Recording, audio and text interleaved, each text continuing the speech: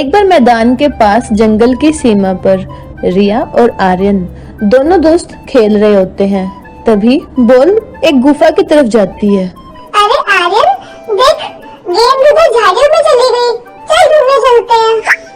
अरे नहीं नहीं, वो तो बबलू चाचा की पुरानी गुफा की तरफ है ना, वहाँ कोई नहीं जाता रिया। कहते हैं वहाँ कोई आत्मा है। नहीं रिया, तुम भी मत जाओ। अरे डरपोक, तू भी हमेशा डरता ही रहता है।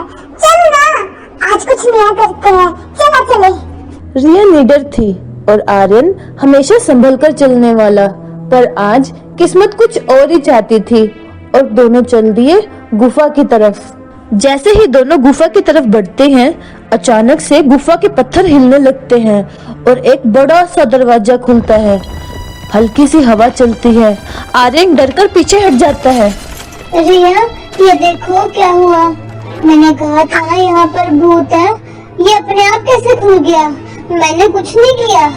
हाँ, खुला तो ये अपने आप ही है, पर मुझे ऐसा महसूस हो रहा है जैसे ये हमें बुला रही है। कुछ खिंचाव सा महसूस हो रहा है। चलो अंदर चलते हैं। रिया और आर्यन दोनों गुफा के अंदर चले जाते हैं और बिना ये जाने कि आगे क्या होने वाला है, दोनों गुफा के अंदर चले जाते हैं और अंदर जाकर देखते हैं कि गुफा में बस अंधेरा ही अंधेरा है। और अचानक से एक धीमी रहस्यमयी आवाज गूंजने लग जाती है। जो सच्चे दिल से आएगा वही यहाँ पर मुझे आजाद करेगा।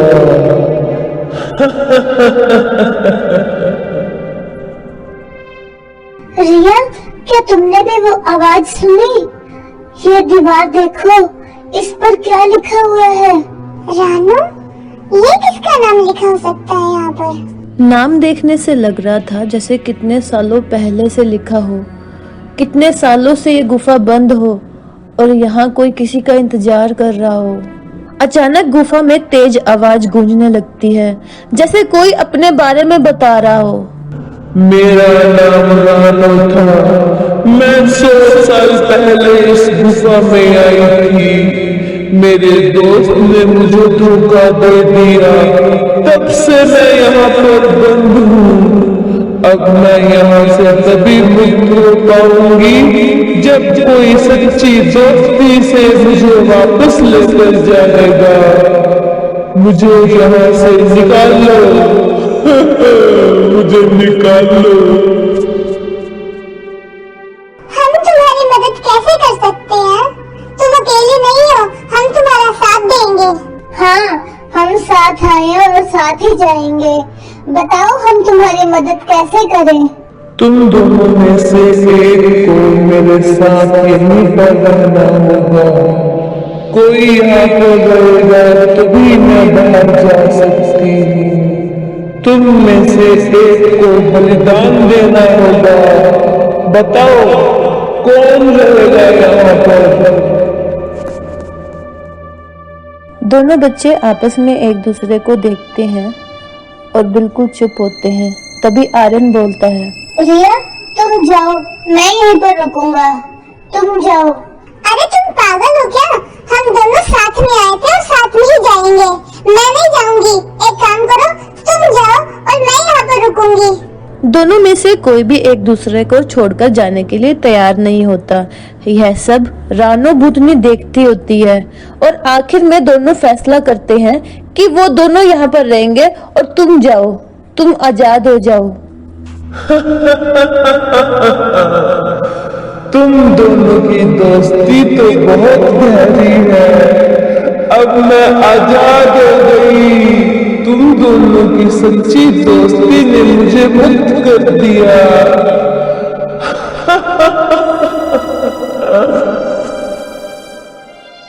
गुफा में अचानक तेज रोशनी भर जाती है और देखते ही देखते रानो भूतनी गायब हो जाती है और एक सुंदर सी परी आकर खड़ी हो जाती है।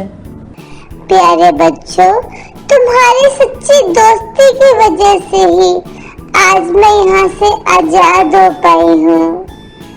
तुम दोनों की सच्ची दोस्ती ने आज मुझे मुक्त कर दिया। धन्यवाद बच्चों। अचानक से वो परी गायब हो जाती है और रिया और आर्यन दोनों खुशी खुशी गुफा से बाहर आते हैं।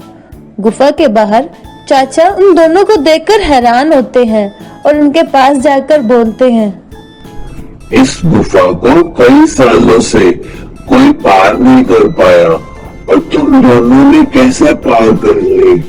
जरूर तुम्हारी दोस्ती बहुत गहरी है और तुम्हारी दोस्ती ने डर को हटा दिया। हमें लगा था कि भूत डरावने होते हैं, लेकिन कभी कभी वो सिर्फ सच्चाई ढूंढ रहे होते हैं। उनको भी मदद की जरूरत होती है। हर भूत बुरा नहीं होता। अगले दिन आर्यन बड़ी खुशी से अपने स्कूल में स्पीच दे रहा होता है और बहुत ही प्राउड के साथ रिया की तरफ देखता होता है। मैं डरता था अंधेरे से, आत्माओं से, लेकिन असली डर था किसी को खो देने का। रिया ने सिखाया कि डर के आगे भी दोस्ती होती है जो हमें हिम्मत देती है। डर सिर्फ हमारे दिल में है। डर पर काबू करो तो आप कुछ भी कर सकते हो। पूरे क्लासरूम में तालियां गूंजती हैं और रिया और आर्यन हाथ पकड़कर खड़े होते हैं। तो बच्चों, आपने इस स्टोरी से क्या सीखा? कि डर सिर्फ हमारे दिल में होता है। जब हम डर पर काबू पा लेंगे तो हम बड़ी से बड़ी मुसीबत को भी पार कर देंगे और क्या पता हम किसी की मदद ही कर दे। कभी कभी सबके बीच में होकर भी इंसान अकेला होता है। हंसते हुए भी दिल के अंदर कोई खामोशी सी रहती है जो सिर्फ रात में सुनाई देती है। लोग कहते हैं तुम बदल गए हो, पर उन्हें क्या पता तुमने मुस्कुराना छोड़ा नहीं, बस अब किसी को दिखाना बंद कर दिया है। कभी सोचा है क्यों ये अकेलापन इतना चुभता है? क्यों हर भीड़ में हमें अपनी कमी महसूस होती है? क्यों हर हंसी के पीछे एक थकावट सी छुपी है? क्योंकि अकेलापन खाली जगह नहीं होता, वो एक जगह है जहाँ तुम्हारी सच्चाई धीरे धीरे तुमसे मिलने आती है। वो तुम्हें दिखाती है कौन तुम्हारे साथ था सिर्फ वक्त के लिए और कौन था वक्त से परे। कभी कभी ये अकेलापन सजा नहीं होता, ये एक मौका होता है तुम खुद को समझ सको, खुद से बात कर सको। क्योंकि जब सब चले जाते हैं तब तुम अपने असली रूप से मिलते हो। लोगों से भागते भागते कई बार हम खुद से दूर हो जाते हैं। किसी का साथ पाने के चक्कर में हम खुद का साथ छोड़ देते हैं। पर सच्चाई ये है, कोई भी इंसान तुम्हारा अकेलापन नहीं भर सकता, क्योंकि वो तुम्हारे अंदर से शुरू होता है और तुम्हारे अंदर ही खत्म हो सकता है। कभी देर रात जब तुम्हें नींद ना आए तो खुद से पूछना, मैं इतना डरता क्यों हूँ अकेले होने से? क्योंकि उस पल में तुम्हें पता चलेगा कि तुम्हारे अंदर भी एक इंसान है जो तुमसे बात करना चाहता है, तुमसे प्यार चाहता है, तुमसे शांति चाहता है। और हाँ, अकेलापन तुम्हें तोड़ने नहीं आया है, वो तुम्हें बनाने आया है। वो चाहता है कि तुम्हें किसी की जरूरत ना पड़े अपनी कीमत समझने के लिए।